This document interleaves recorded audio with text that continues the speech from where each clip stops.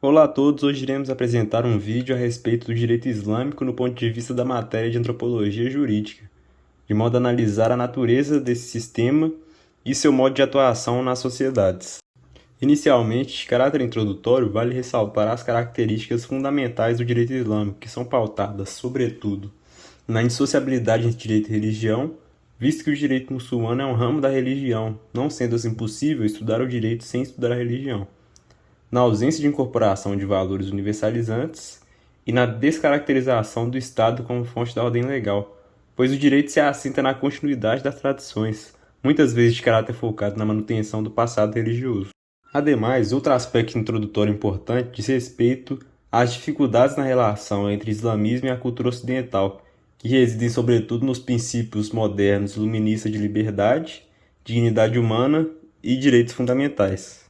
De modo a introduzir um breve histórico sobre o islamismo, é necessário retratar a sua origem geográfica e histórica, compreendida na Arábia, na região de Hejaz, no século VI da era cristã. Maomé, o profeta do Islã, recebeu suas primeiras revelações na cidade de Meca e lá começou a pregar. Maomé se instalou na cidade de Yathrib a partir do ano de 622 para criar as bases da nova religião e instituir uma nova ordem moral, jurídica e política. Ademais, é necessário ressaltar os diversos fatores que contribuíram para o surgimento do islamismo, de modo que destacam-se o desenvolvimento do comércio, que favoreceu a prevalência da individualidade sobre a antiga solidariedade tribal, trazendo uma reforma de valores morais, e a difusão de uma crença em um único Deus supremo, devido ao contato prévio com o cristianismo e com o judaísmo. Outro sim, é necessário pontuar sobre a Jihad ou Guerra Santa, que começa quando a Constituição Medina, que foi um acordo estabelecido por Maomé entre as tribos e famílias de Latreb, mais tarde conhecida como Medina, inicia uma sociedade fundamentada não na linhagem, como as tribos, mas no território. Maomé tentou unir no mesmo território diferentes clãs e grupos sob o mesmo Estado. Aqueles que se recusaram a abraçar o Islã passaram a ser considerados inimigos, a exemplo dos habitantes da cidade de Meca e dos judeus. Para entendermos a Sharia, que é a lei islâmica, precisamos ir além da ideia de um código legal fechado. A Sharia, na verdade, é um sistema jurídico, ético e espiritual que orienta os aspectos da vida do muçulmano, desde as relações familiares e comerciais até as obrigações religiosas e comportamentos pessoais. E esse sistema se estrutura sobre 4 fontes fundamentais que foram desenvolvidas e consolidadas ao longo dos primeiros séculos do Islã. A primeira e mais importante fonte é o Alcorão. Trata-se da revelação direta de Deus, Alá, ao profeta Maomé.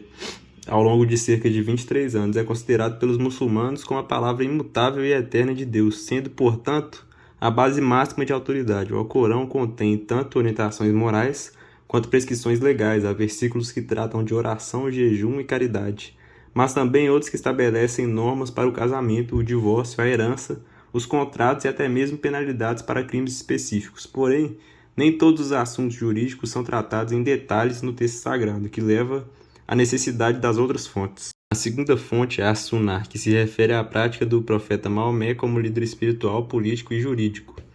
O profeta não apenas transmitiu a revelação, mas também a interpretou e a aplicou no dia a dia da comunidade muçulmana.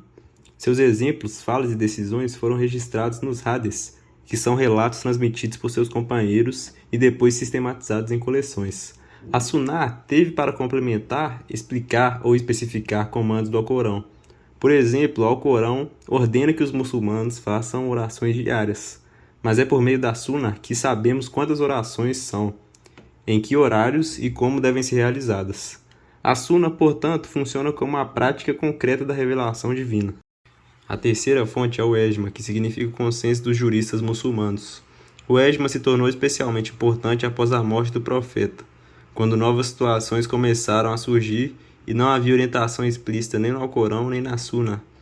A ideia é que se os estudiosos da religião, os ulama, concordam unanimemente sobre um julgamento jurídico, esse consenso é considerado válido e vinculante. Isso tem raízes em uma tradição atribuída ao profeta, segundo a qual a minha comunidade jamais concordará sobre um erro. O Ejma ajudou a consolidar as interpretações e normas ao longo do tempo, evitando contradições internas no sistema jurídico islâmico. A quarta fonte é o Qiyas ou raciocínio analógico. Trata-se de um método de inferência pelo qual os juristas aplicam a lógica de um caso tratado nas fontes primárias a um novo caso que não está expressamente mencionado. Por exemplo, O Alcorão proíbe o vinho por causar embriaguez, o que as permite que essa proibição seja estendida a outras substâncias modernas, que também causam alteração mental, como drogas sintéticas. O que as pressupõe que há uma causa, ila, comum entre o caso original e o novo, o que permite que o julgamento seja transferido analogicamente. Essas 4 fontes, Alcorão, Sunnah, Ijma e Qiyas, foram desenvolvidas e refinadas pelas grandes escolas jurídicas do Islã, como a Hanafita, a Shafita, a Malakita e a Hanbalita. Juntas, elas formam o núcleo da jurisprudência islâmica, ou fiqh, que é a interpretação prática da Sharia. Vale lembrar que a Sharia não é um código fixo, mas sim um campo vivo de interpretação que busca conciliar a vontade divina com a realidade social. Por isso, essas fontes não servem apenas para aplicar normas, mas também para produzir raciocínio jurídico, estabelecer princípios e adaptar a tradição a contextos diversos. Existem 4 escolas diferentes sob a seita sunita. Essas escolas baseiam-se, em grande parte, nos mesmos princípios e diferem apenas em aspectos menores. As diferenças entre as 4 escolas surgiram devido à diferença no grau de confiança depositado nas diferentes fontes. No entanto, todas as escolas reconhecem a relevância e a importância de todas essas 4 fontes. A escola Hanafi é a primeira e mais popular escola de direito muçulmano, e recebe esse nome em homenagem ao seu fundador, Abu Hanafi. O profeta não permitiu que suas palavras e tradições fossem escritas, então a escola baseou-se nos costumes e decisões da comunidade muçulmana. O fundador dessa escola não havia escrito nenhum livro que estabelecesse as regras, e, portanto, ela se desenvolveu por meio de seus 2 discípulos, Imam Muhammad e Imam Abu Yusuf. Essa escola se espalhou por vários territórios, resultando na maioria dos muçulmanos em países como Índia, Paquistão, Síria e Turquia, pertencendo à escola Hanafi. Na Índia, como a maioria dos muçulmanos é dessa escola, os tribunais decidem o caso de um muçulmano sunita de acordo com a escola Hanafi, a menos que seja especificado que ele pertence a outras escolas. Já a escola Maliki dá importância à Sunna e ao Hadith, e de acordo com a lei, quem profere uma fátua desafiando a autoridade soberana do califa enfrenta inimizade e falta de apoio dos governos muçulmanos. Portanto, essa escola não obteve muita popularidade. Na Índia não há seguidores dessa escola, mas quando a lei de dissolução do casamento muçulmano de 1939 entrou em vigor, algumas das leis e disposições dessa escola foram levadas em consideração, visto que concedem mais direitos às mulheres do que qualquer outra escola. Muwatta, do Imam Malik, é considerado o livro de maior autoridade da escola Malik. Este livro é também o primeiro livro escrito sobre o Hadith no Islã e é considerado a autoridade sobre todos os muçulmanos do mundo. A escola Shafi recebeu seu nome em homenagem a Muhammad bin Idris Shafi. Ele conclui as ideias e teorias da escola Hanafi e da escola Maliki de forma amigável. O Imam Shafi foi considerado um dos maiores juristas do Islã. Ele criou a teoria clássica da jurisprudência islâmica Shafi. A principal contribuição dessa escola são os qiyas ou analogia. Ahmad bin Hanbal é o fundador da escola Hanbali. Ele introduziu a teoria de rastrear a raiz da Sunnah e do Hadith e tentou obter a resposta para todas as suas perguntas. Essa escola é reconhecida por seu rigor e adesão estrita ao Alcorão e à Sunnah e conhecida como a mais conservadora e literal das escolas. O direito muçulmano, ou direito islâmico, geralmente identificado como Sharia, que significa o caminho para a fonte de água, uma metáfora para o caminho certo segundo a vontade de Deus. A Sharia regula tanto aspectos religiosos quanto civis da vida dos muçulmanos. Isso levanta o debate: a Sharia é uma forma de direito, uma expressão religiosa ou ambos? A Sharia é baseada nas fontes religiosas do Islã. O Alcorão, livro sagrado do Islã, que contém revelações consideradas palavras de Deus, a Sunna, os ensinamentos e práticas do profeta Maomé, e a Ijma, consenso dos juristas muçulmanos, além das Qiyas, que são as analogias jurídicas. Portanto, os fundamentos da Sharia são tanto divinos e como religiosos. Portanto, a Sharia é simultaneamente direito e religião. É um sistema normativo que se origina da religião, mas que regula também aspectos práticos da vida cotidiana com funções jurídicas. A sua natureza híbrida desafia as classificações ocidentais tradicionais.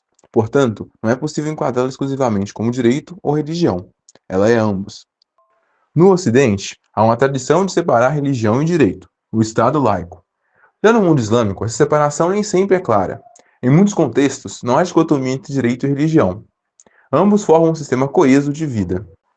O objetivo principal do direito penal muçulmano não é apenas a punição, mas também a preservação da ordem social, da moralidade e da justiça segundo os preceitos religiosos.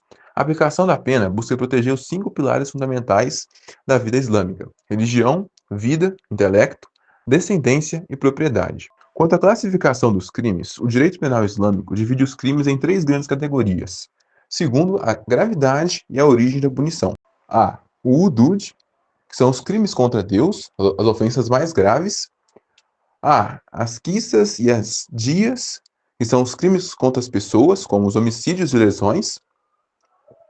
E o tazir, que são crimes menores ou não tipificados nos hudus. Existem 5 princípios do direito penal islâmico: a proporcionalidade da pena, o elevado padrão probatório, como, por exemplo, 4 testemunhas idôneas para confirmar o adultério, a possibilidade de perdão pela vítima em caso de quissas e dias, a ênfase na prevenção, na moralidade, na reinserção social e a intervenção mínima do Estado, priorizando a comunidade e os laços sociais. Atualmente, o Islã varia conforme o país de tradição islâmica.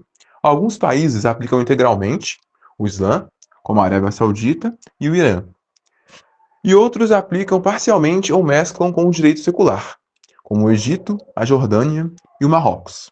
Há críticas internacionais quanto aos direitos humanos, especialmente em relação às penas físicas, o que gera um certo debate na comunidade internacional. A questão da jurisdição e do procedimento, ela está muito interligada com o islamismo, até porque ele que conservou essas questões no direito costumeiro árabe e com as questões de gênero, até porque o chefe da jurisdição é o califa e esse precisa ser homem, adulto, livre e imaculado, tendo conhecimento dos procedimentos, e ele é uma figura central nessa parte do direito. As principais características são a presença muito grande de elementos orais, a inexistência de provas periciais, a decisão pode ser reformada pelo juiz, uma grande importância para as testemunhas, e essas testemunhas podem ser no máximo 4. Em relação à evolução contemporânea, a jurisprudência islâmica se manteve praticamente inalterada em relação ao tempo, mas 3 aspectos importantes permitiram uma certa flexibilidade que trouxeram algumas pequenas mudanças apesar dessa inalteração. O trânsito entre as escolas já citadas, as convenções permitidas para além da lei revelada, então tudo aquilo que a lei não abrange pode ser de certa forma feito através dessas convenções, e a criação de uma legislação laica pelo Estado desde que não contrarie a lei islâmica. A legislação criada pelo Estado ela é em grande parte inspirada nos códigos europeus e em outras noções estrangeiras, e houve uma grande participação dos escribas que desenvolveram, de certa forma, a legislação, expandindo essa noção no Islã e não necessariamente se atrelando muito ao Corão e aos textos religiosos. Por fim, as mudanças no eixo jurídico dos países que aderem ao direito islâmico geraram uma redução muito grande no valor que esse direito tradicional tem nos países, principalmente com a assimilação muito grande das noções europeias, através do direito laico feito pelo Estado. Por outro lado, ele continua muito persistente na sociedade, o direito tradicional, e apresenta pequenas evoluções e assimilações para se manter presente ainda nos dias de hoje, apesar dessa grande incorporação de costumes estrangeiros. Nota-se, portanto, que o direito islâmico vai além de um simples conjunto de normas. Ele representa uma forma de vida baseada nas fontes, na tradição do profeta e na interpretação das escolas jurídicas ao longo da história. E seu estudo revela a diversidade interna do pensamento islâmico, bem como os desafios de adaptar princípios religiosos a contextos contemporâneos.